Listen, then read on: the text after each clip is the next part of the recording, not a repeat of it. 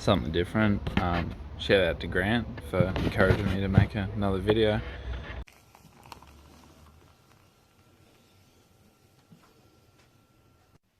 Here you go, guys, another video. I'm Nath from Nath's Low Cost Yard Maintenance.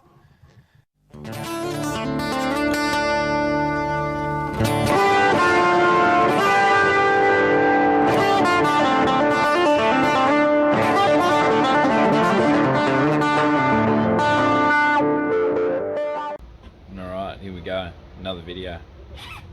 Shout out to Grant. This is phat phevs. This is the first video that I'm going to do, and I'll explain it all to you now.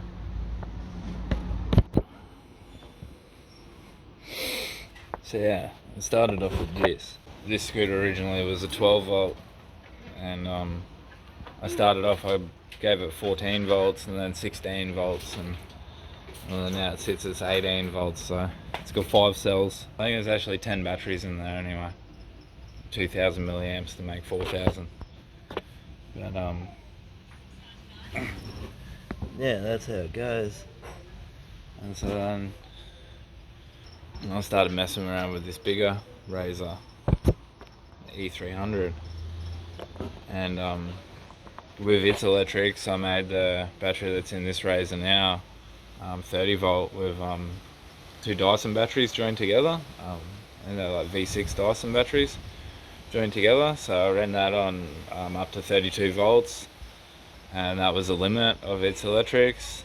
And so there's all the electrics from that E300s now in this E125, and so it goes like this. One went 14 originally, I made it so that it could go 18.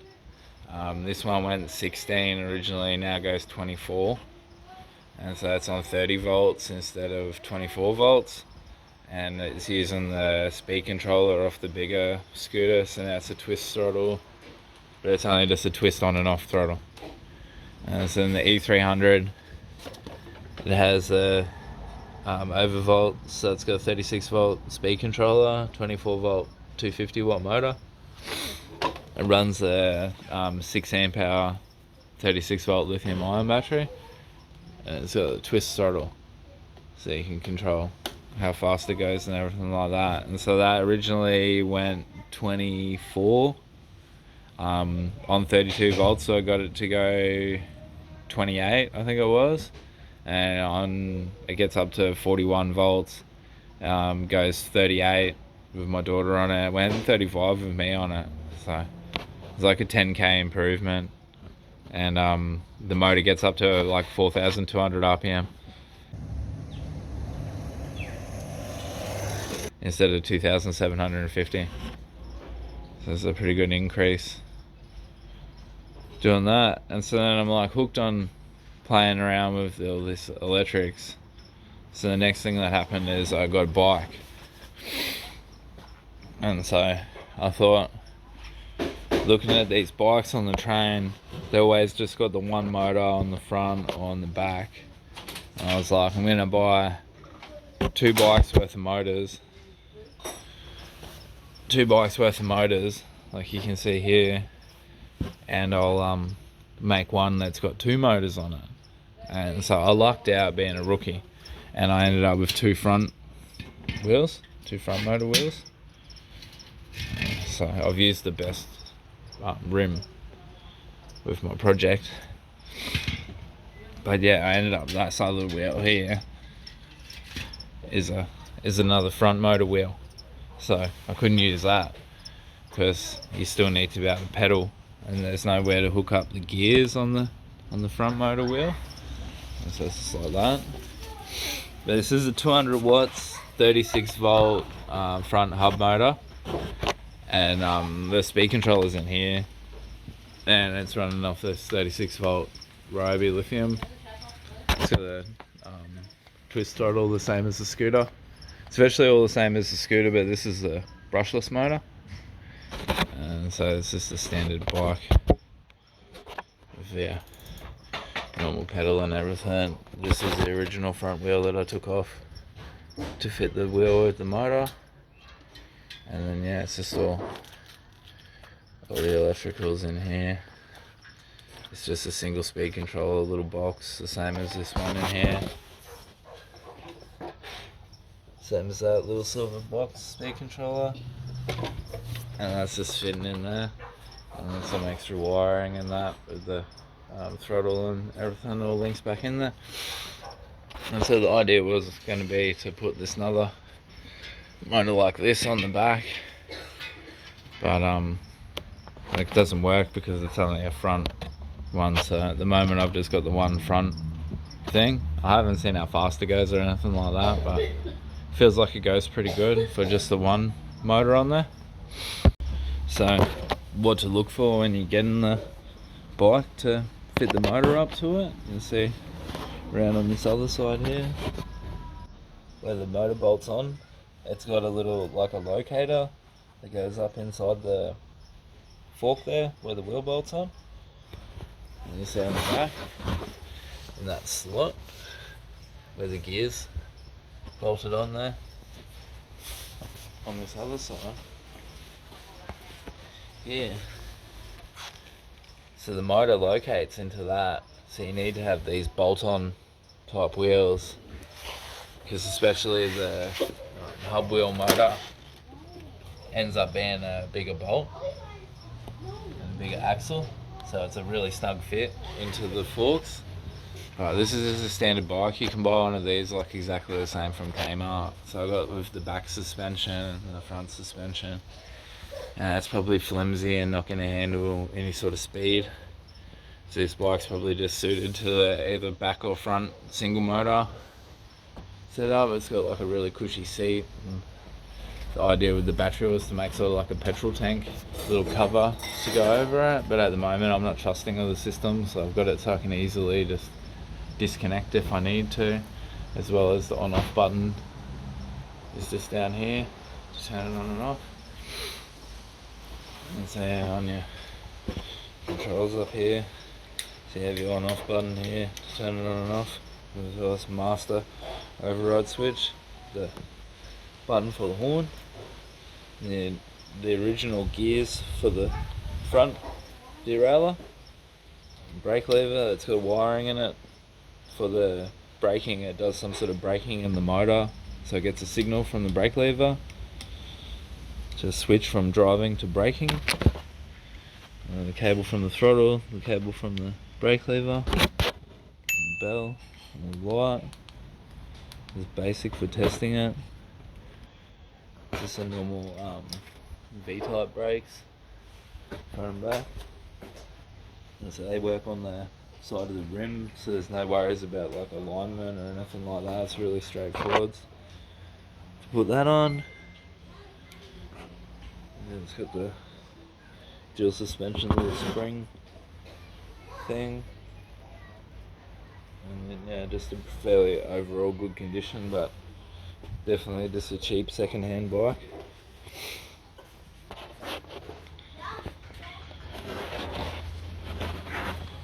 And you see like with the grip shifter, it's probably not ideal to have like a really bulky unit or have gears that have the brake connected with it, because it uses the own braking for the electrical system. So it's not really necessary to have the gears and the brakes all as one unit, but it might go together more smoothly if you had that instead of this hokey grip shifter. I think the best would be to have like one of those lever type gears and do it like that. So I might take them off and put them on there. An improved version. But yeah, this is like the Mark 1 electric bike.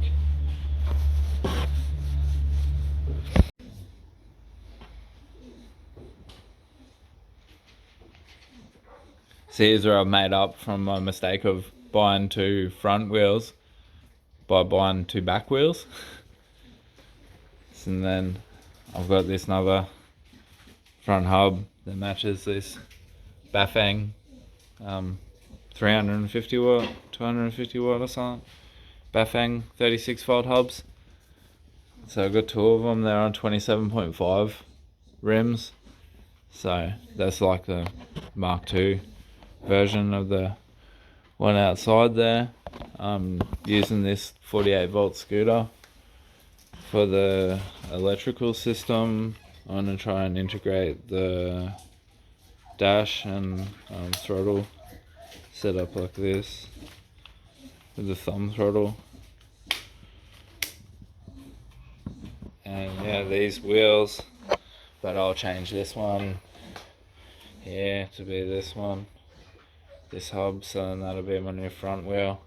And so these hubs are on a disc brake, so I'll be able to have a disc brake on the back of the next two bikes that I fit these hubs to.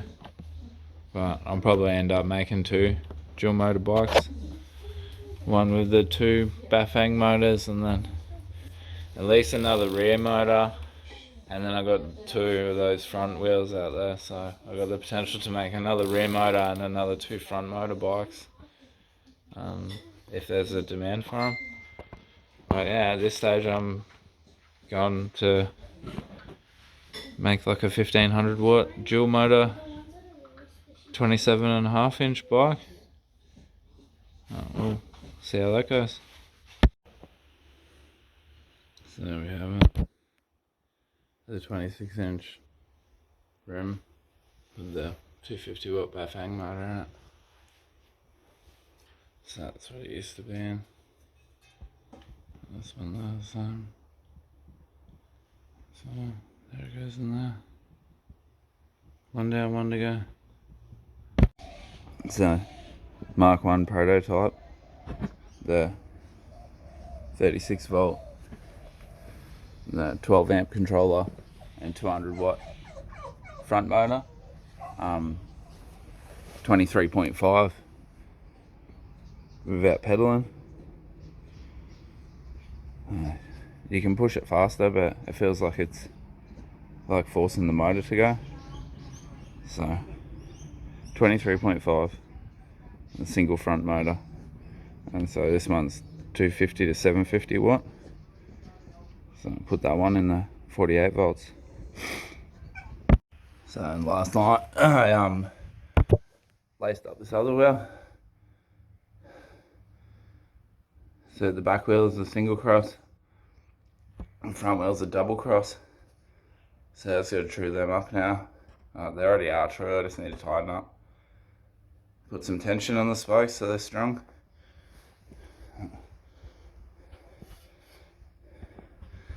That's a 250 watt spin tech hub motors.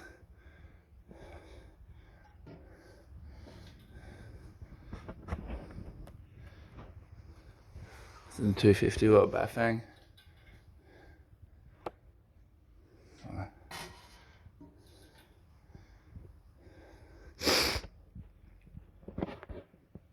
I'll tell you something about this lacing the hub motors. The spokes on this silver rim, the first one I did, so this is the hub motor that was in the back of a 27 inch rim I showed you earlier. And I did it in the single cross formation as it was when I pulled it apart.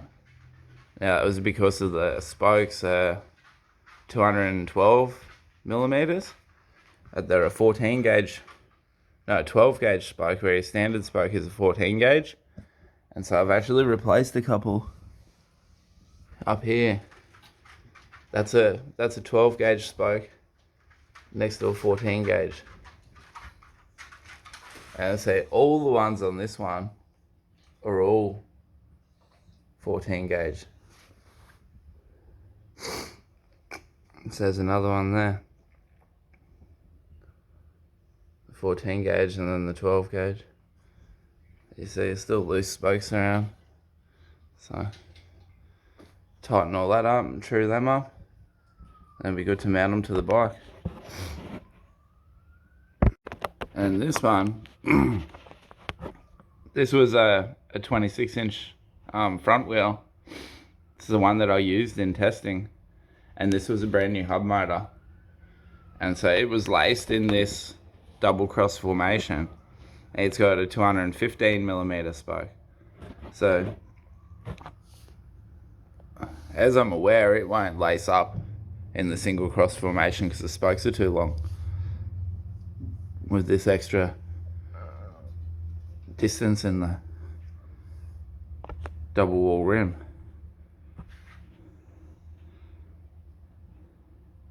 So I'll end up with an inch longer spoke to do that extra formation. It's pretty cool looking. Supposedly it's too much tension for e-bike motors and you're better off to go with the single cross.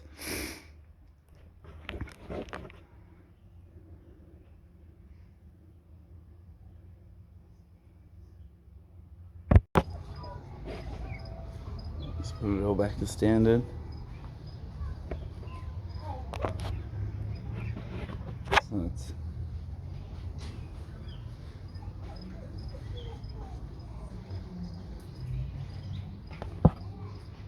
So it's our starting point.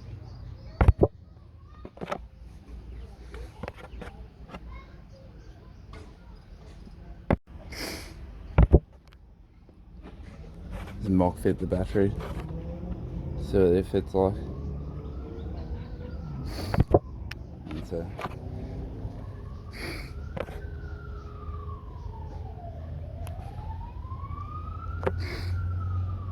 13S6P 48 volt 13.2 ampere. So battery,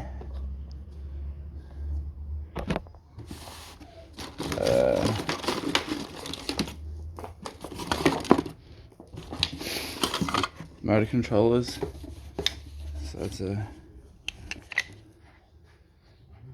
48 volt 15 amp. There's two of them, front and rear.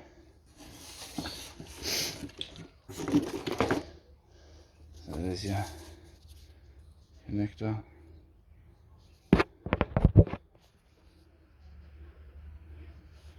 And that's this.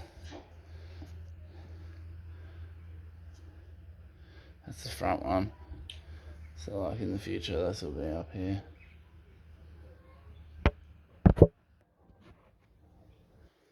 Straight into that. Back to the motor controller there.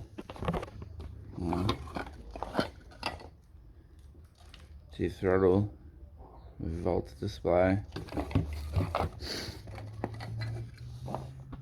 And little dash panel.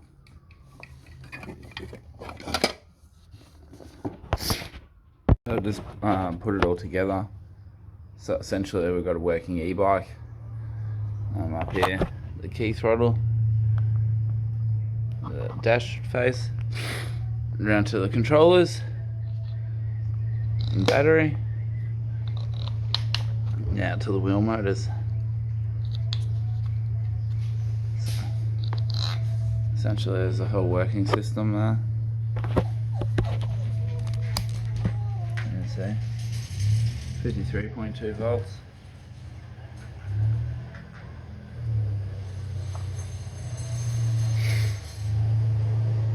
Powered up. Got no brakes connected at all. And they're in push and go mode, so they won't just drive when you hit the throttle. It's very good.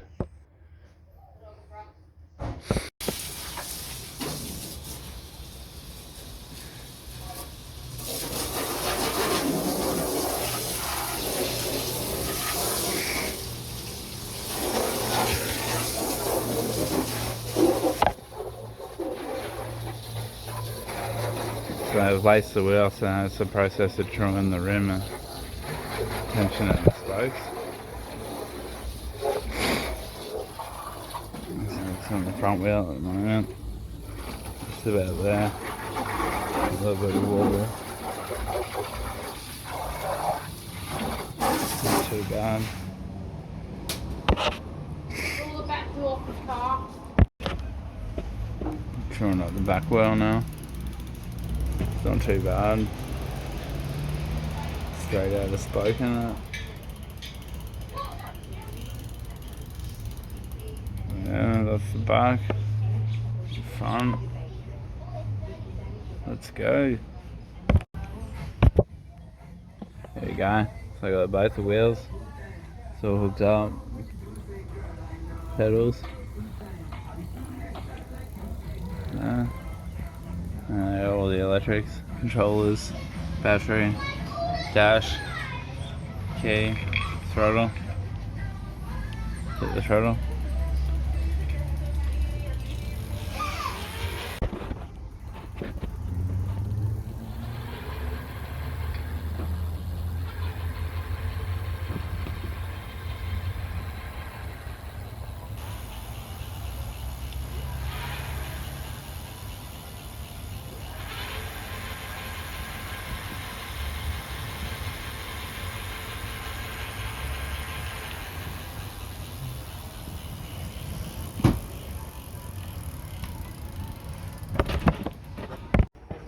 So I'm putting the tyres and the rims. I've got it buttoned up now.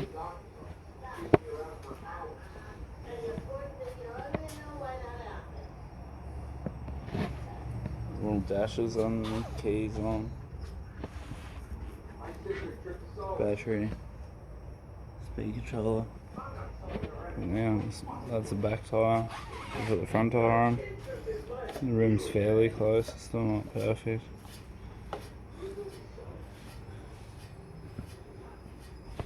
Gonna do for a test car.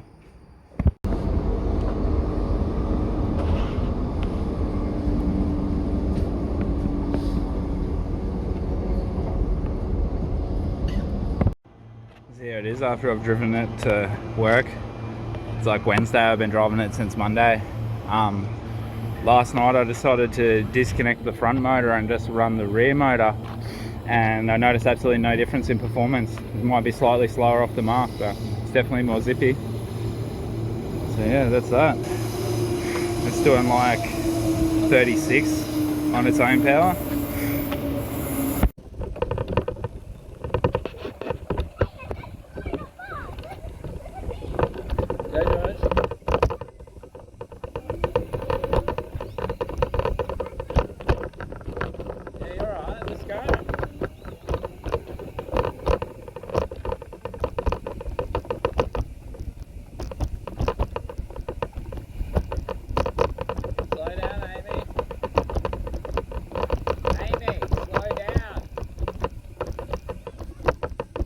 Going too fast.